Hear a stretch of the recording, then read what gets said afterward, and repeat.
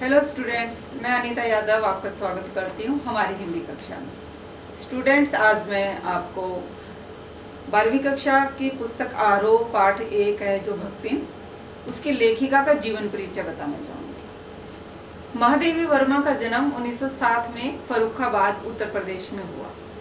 इनका नाम महादेवी किस प्रकार पड़ा, इसके बारे में भी एक कथा है।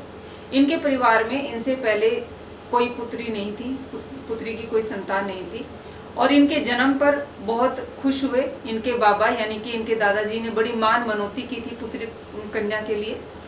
तो जैसे इनका जन्म हुआ तो इनके दादाजी ने इनका नाम महादेवी रखा। इनकी शिक्षा का भी विशेष ध्यान रखा गया और मात्र 9 वर्ष की आयु में ही इनका विवाह हो गया था। इनके ससुर वो स्त्री शिक्षा के विरुद्ध थे, वो स्त्रियों को पढ़ाने के पक्ष में नहीं थे।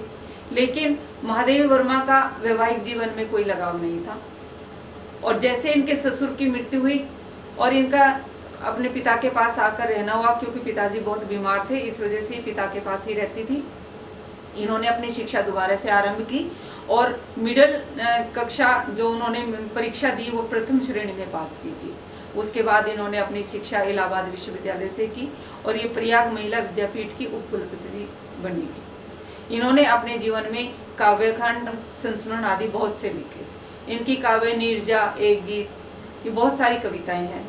इन्होंने अपने जो संस्मरण लिखे हैं वो पथ के साथी, अतीत के चलचित्र, मेरा परिवार, ये इनके संस्मरण हैं। महादेवी वर्मा के बारे में ऐसा माना जाता है कि इनको कई उपनाम दिए गए हैं।